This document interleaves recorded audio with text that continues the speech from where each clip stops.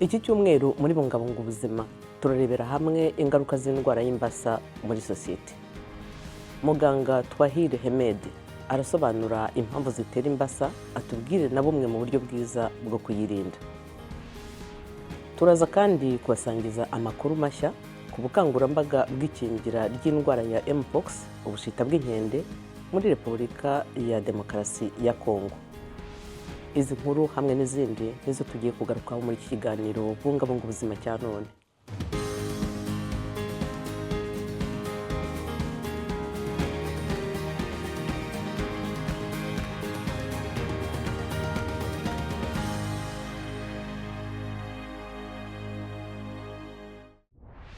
Ndabasuhuje, ndi Eugenie Mukankusi. Mbashimiye ko mwahisemo kubana natwe muri iki kiganiro bungabunga ubuzima. Imbasa ni indwara yandura cyane iterwa na virusi ikunze kwibasira ahanini abana bari munsi y'imyaka 5 y'amavuko. Ubwandu bumwe muri 200 buteza ubumuga bwa burundu, kandi hagati ya 5 n'10% muri abo bamugaye burundu barapfa iyo bigeze aho imikaya ibafasha guhumeka igagara. Nyuma yaho iranduriwe, indwara y'imbasa yongeye kugaragara muri Côte d'Ivoire.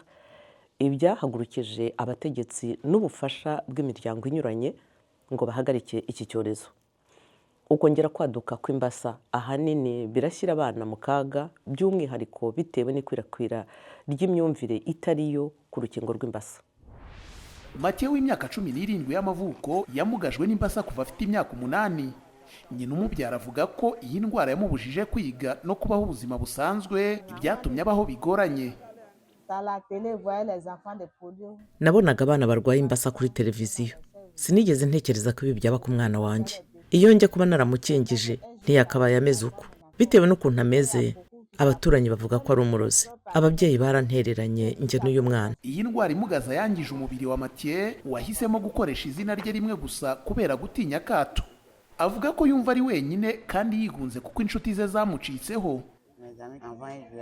Mbere inshuti zanjye zarazaga tugakina, ubu baransura ariko ntibanyegera. Nyuma imuhira nkakina n'abavandimwe banjye gusa. Ishami rya Loni ryita ku buzima OMS rivuga ko imbasa ari indwara iterwa na virusi yandura cyane, ishobora guteza ubumuga cyane cyane mu bana, ndetse hari n'ubwo bigera kure ikaba yabahitana. Inzobere mu buvuzi zivuga ko uburyo rukumbi bwo kuyirinda ari urukingo, ariko imyumvire mibi ivutsa abana guhabwa uru rukingo.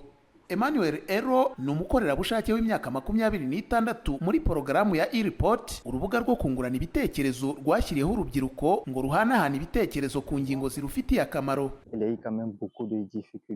Hari ababyeyi banga gukingiza abana babo. Hari impuha z'uko urukingo rw'imbasa rurimo ibintu byangiza. Rimwe na rimwe iyo ugiye mu ngo zifite abana, ababyeyi baguhakanira ko nta bana bafite cyangwa se bakakubeshya ko abana babo bakingiwe, ariko ibyo sibyo. OMS yatangaje ko muri Afurika harimo n'igihugu cya Côte d'Ivoire virusi ya poliovirus y'agasozi itakiharangwa. Icyakora mu myaka ya vuba aha ubundi bwoko bwihinuranyije bw'iyi virusi bwaradutse. Dr. Abdul Fadiga, umuyobozi wa porogaramu ishinzwe ubuvuzi no kurwanya virusi itera sida muri UNICEF, avuga ko guverinoma ya Côte d'Ivoire ifatanyije n'imiryango mpuzamahanga nka UNICEF bafashe ingamba zo kongera umuhate, by'umwihariko mu turere twibasiwe. Twatahuye abarwayi b'imbasa mu turere nka Abidjan, San Pedro, Daroua, Abwaso na Bouaké. Dr. Fadiga avuga ko iyi miryango birimo gukoresha udushya tw'ikoranabuhanga mu kurwanya ikwirakwira ry'imbasa.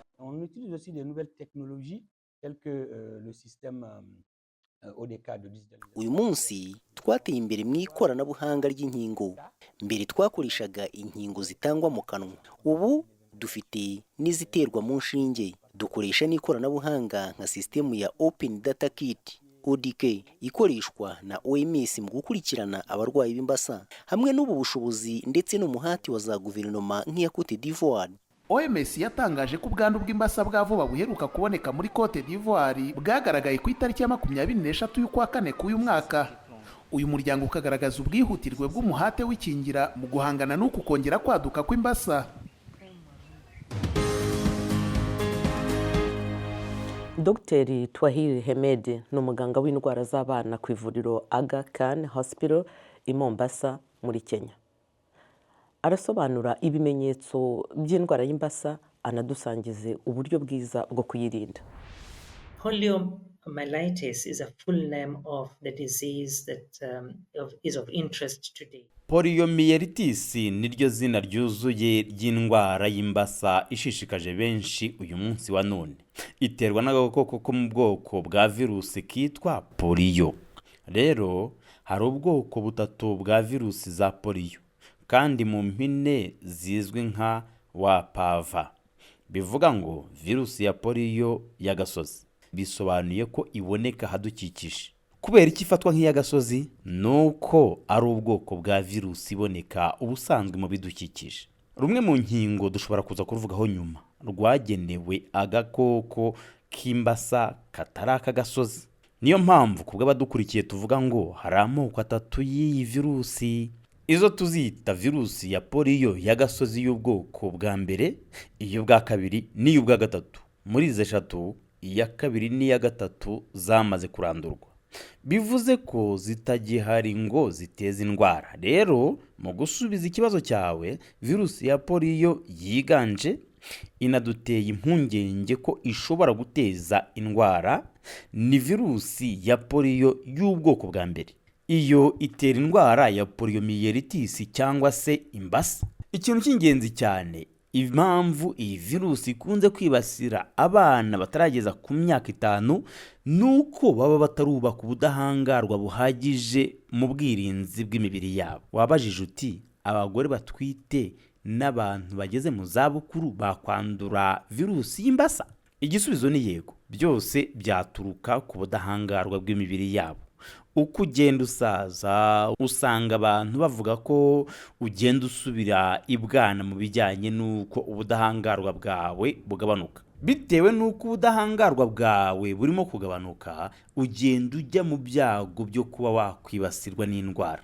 Yakwibasira rero n'abageze mu zabukuru kubera iyi mpamvu imwe y'ubudahangarwa bwabo buba burimo kugabanuka. Uburyo virusi y'imbasa cyangwa polio ikwirakwiramo, tuvuga ko yandurira mu kunywa amazi no kurya ibiribwa byanduye.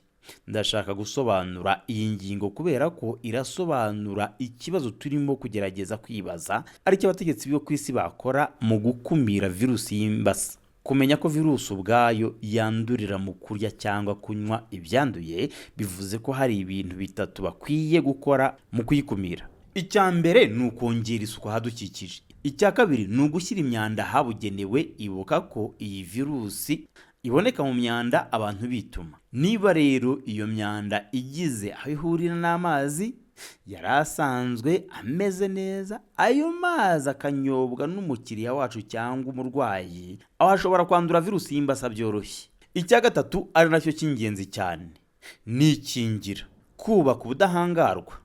Iki kandi ni nacyo ishami rya Loni ryita ku buzima na byinshi mu bihugu byashoyemo za miliyari z'amadolari mu gukora ibishoboka byose ngo haboneke inkingo zihagije. Ibyo biri mu rwego rwo kugerageza gukumira ikwirakwira ndetse birumvikana no mu kurandura ubwandu bwa virusi y'imbasa. Waba warigeze utekereza gukoresha ikizamini cyo kwisuzumisha ibere? Iyo umugore akorerwa ikizamini cya mamogaramu, ikiba kigamijwe ni ukumenya niba nta kimenyetso cya kanseri y'ibere afite. Ikindi cya kabiri cy'ingenzi ni ukumenya ibijyanye n'ireme ry'utunyangingo tw'amabere ye. So dense breast is based on the mammogram images of your breast, which is basically an x-ray of your breast. Ibijyanye n'ireme ry'utunyangingo tw'amabere bishingira ku mashusho y'ikizamini ya mamogaramu ibere ryawe ryakorewe. Icyo ni ikizamini cyo gusikana ibere. Ku ruhande rumwe dufite abarwayi bafite amabere afite ibinure byinshi, hanyuma ku rundi naho tukagira abarwayi amabere yabo agizwe n'imvubura nyinshi. Uru ni urugero rw'ikizamini cya mamogaramu cy'ibere ry'ibumoso ku murwayi ufite amabere afite ibinure byinshi. Nk'uko ubibona, ishusho y'inyuma ni umukara, kandi aramutse hari ikibyimba arwaye yari kuba asa nk'itara, nk'icaki ku kibaho. Uru ni urugero rw'ibere rifite utunyangingo turemereye. kandi nk'uko ubibona ifoto y'inyuma kuri iyi sikaneri ireruruka cyane. Wakibaza rero uko byagenda hatangiye kuzamo akabyimba nako ku ishusho kaba gasa n'umweru. Ku bantu rero bafite amabere y'utunyangingo turemereye tubagira inama yo gukoresha ikindi kizamini cy'inyongera. Ikizamini cya mamogaramu nicyo gipimo fatizo mu gusuzuma kanseri y'ibere no kurokora ubuzima hakiri kare. Tugikoresha nk'urufatiro iyo turimo gusuzuma amabere y'abagore, kandi ibyo dukora tubihabwa na mamogaramu.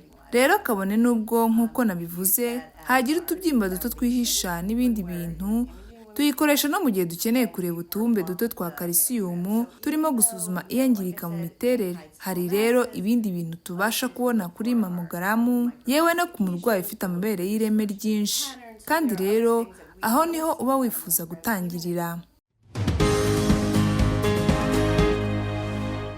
Ubukangurambaga bw'ikingira ry'indwara y'ubushita bw'inkende mpox ryatangijwe muri Repubulika ya Demokarasi ya Kongo, ahamaze kugaragara ubwandu burenga 300,000 n'impfu zigera hafi kuri 990 nk'uko bitangazwa na Minisiteri y'Ubuzima y'iki gihugu. Iyi minisiteri yakiriye doze 265 z'inkingo. Mu kumenya byinshi ku birimo gukorwa mu gukumira iyi ndwara no kuririkingira, twerekeze i Kamanyola muri teritwari ya Walungu mu ntara ya Kivu y'Epfo, aho abahatuye batangiye kugana ibitaro bya Saint Joseph guhabwa doze yabo ya mbere y'urukingo. Mu mezi 6 ashize abaturage muri iyi mihanda ya Kamanyola, agace ko mu burasirazuba bwa Repubulika ya Demokarasi ya Kongo, bavuga ko icyoba cyari cyasakaye mu mujyi wabo inyuma y'ikwirakwira rya mpox, indwara iterwa na virusi y'ubushita bw'inkende. Abategetsi bavuga ko mu kwezi kwa 10 bakiriye doze 265 z'inkingo. Abaturage nka Sauveur Konde bavuga ko hamwe n'izo nkingo bisa nkaho ubwoba bugenda bushira. Mbere y'uko nkingirwa numvaga rwose ntatuje, cyane ko dutuye mu karere kazahajwe cyane n'iki cyorezo. Numvaga mu by'ukuri ndi mu byago byo kwandura kubera ko ntwara abantu bavuye mu bice binyuranye, akenshi ntazi nuko bahagaze. Sinabaga nzi uwanduye n'utanduye, ariko nta mahitamo yandi nabaga mfite uretse kubatwara kugira ngo mbone imibereho.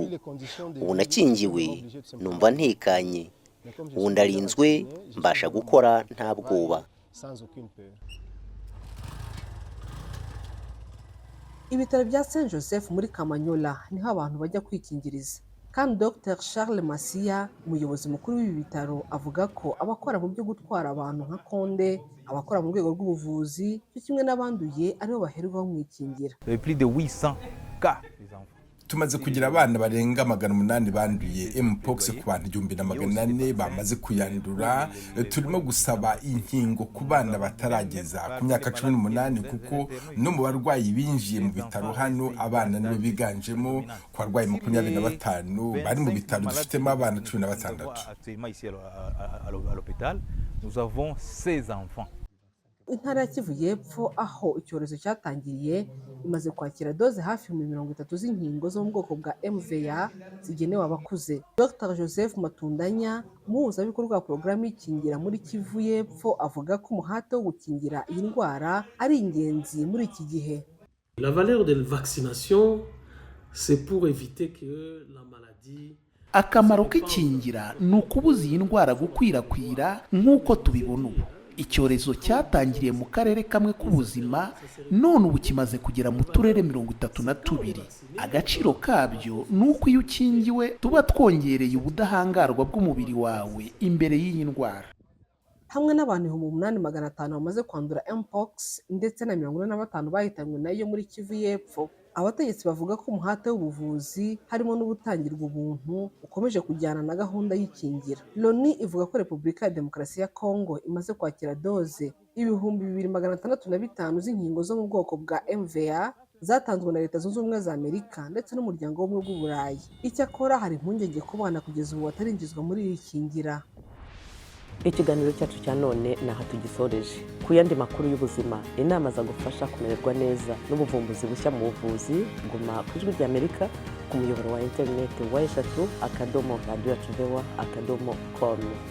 Naho ubutaha mukomeze kugubwa neza no guharanira ko buri munsi ubabera ubuzima buzira umuze.